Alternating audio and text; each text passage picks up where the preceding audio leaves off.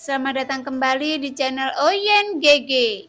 Di video kali ini, kita akan melanjutkan cerita Donghua Battle Truck Devon. Ayo langsung aja ke alurnya. Pada saat ini, Taisu nomor 1 tidak bermaksud memberi Xiaoyan kesempatan lagi. Dan bahkan dia mengatakan bahwa pertempuran saat ini hanya untuk melampiaskan amarahnya. Saya tidak peduli berapa banyak kartu truf yang Anda miliki. Meskipun Anda sangat kuat, tapi di depan Taisu, Anda tidak lebih seperti semut di Taisu. Jika Anda menyerah, saya bisa menyelamatkan hidup Anda, dan Anda harus melayani Taisu. Tetapi Anda berani meminta saya untuk membayar kembali masalah ini. Jadi, saya tidak punya pilihan lain. Saya akan membiarkan Anda hidup, tapi saya juga tidak akan membiarkan Anda mati. Setelah berbicara, Taisu nomor 1 menatap Xiaoyan yang berlumuran darah dan segera melambaikan tangannya. Segera serangkaian benang merah muncul dari kegelapan di sekelilingnya. Dan dengan cara inilah taktik yang digunakan kelompok Taisu untuk berurusan dengan Xiaoyan sebelumnya. Hanya saja ada lebih banyak benang merah yang muncul di sarang Dewa Taisu.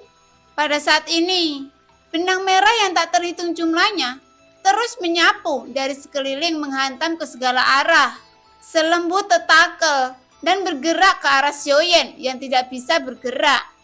Namun, saat Xiaoyan terbiasa dengan tubuhnya dan dia hampir bisa melakukan beberapa gerakan, dia melangkah maju. Telapak kakinya yang membuat lautan api itu meletus dari tubuhnya. Lautan api berubah menjadi bola api yang sangat besar, menghanguskan ratusan kaki di sekitarnya, dan membungkus Xiaoyan di dalamnya. Tapi Taisu nomor 1 tidak memiliki rasa takut sedikit pun. Dia terus bergerak ke arah Xiaoyan. Namun saat Taisu nomor 1 melewati nyala api, dengan cepat Xiaoyan meningkatkan suhu nyala api dan menjadi orang pertama yang tenggelam ke dalam nyala api. Di dalam nyala api, asap putih membumbung ke langit dan area yang luas langsung terbakar. Melihat ini, Taisu nomor 1 segera mengerutkan keningnya. Dan ketika dia melihat ke belakang, dia melihat kekuatan abadi yang agung berkumpul dari sekitarnya. Dan kemudian memadat pada benang merah ini.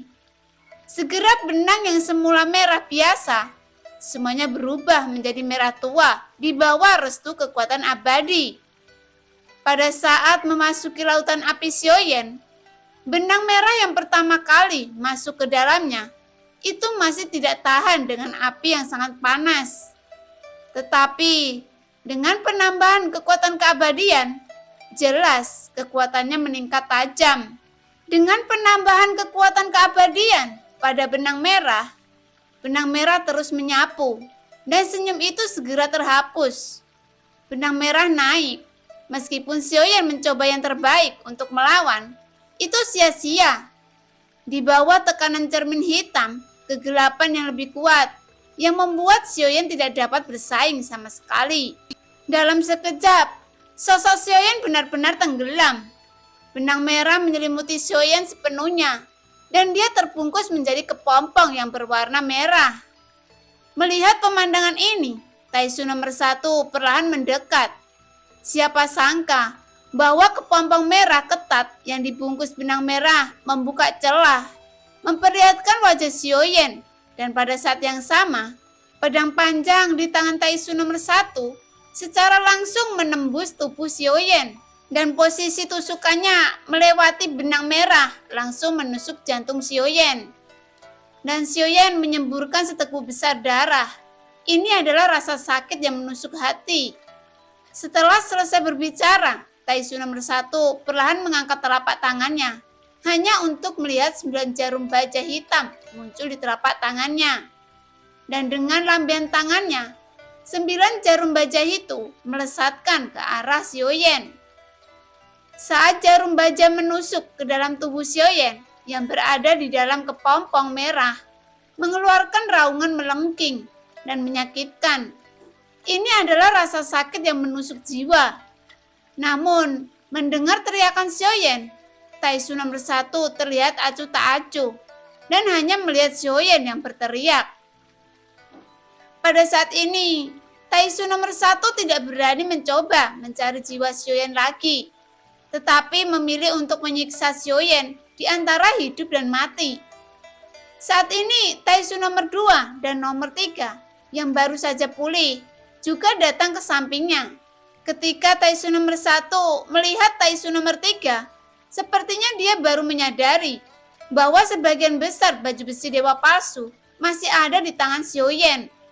Dengan lambian Taisu nomor 1, sebuah cincin perlahan-lahan terlepas dari jari-jari Xiaoyan. Lalu benang merah itu menyeret cincin Xiaoyan ke arah Taisu nomor 1. Namun, ketika Taisu nomor 1 menggunakan jiwanya untuk menyelidiki cincin penerimaan Xiaoyan, dia terhalang oleh batasan yang kuat di cincin penerimaan itu. Setelah Taisu nomor 1 mencobanya, dia telah tidak bisa menghancurkan batasannya, meski dengan cara apapun. Pembatasannya sangat kuat. Yang terbaik dalam hal itu, dan itu adalah seni larangan. Jadi saya masih tidak percaya. Saya tidak bisa melanggarnya. Begitu Taisu nomor 1 selesai berbicara, dia berkonsentrasi untuk memecahkan batasan di cincin penerimaan Xiaoyan. Setelah beberapa saat, Taisu nomor 1 berkeringat deras, dan sepertinya dia tidak berhasil.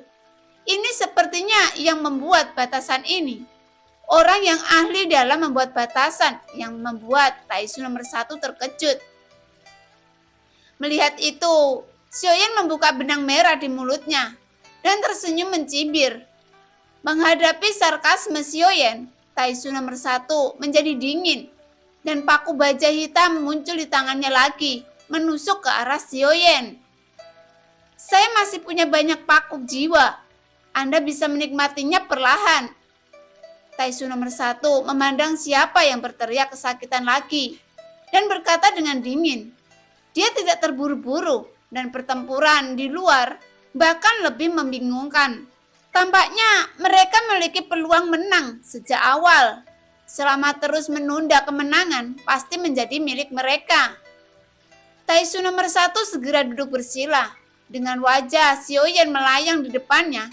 Setelah dihina, dia tampak semakin tidak yakin bahwa dia tidak bisa melanggar larangan Xiaoyan.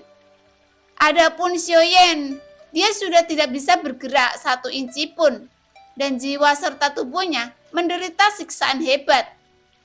Kegigihan menusuk ke dalam hati. Daging dan darah yang dipulihkan akan selalu terhalang. Yang membuat rasa sakit tubuh berdaging Xiaoyan terulang kembali. Tentu saja, yang membuat Xiaoyan lebih tidak nyaman adalah rasa sakit ki asal dewa yang terus tumbuh, yang tak tertahankan, daripada tubuhnya dalam keadaan seperti itu. Xiaoyan jatuh ke dalam keadaan setengah sadar dan setengah koma. Kesadarannya mengembara di lautan bintang dan debu bintang.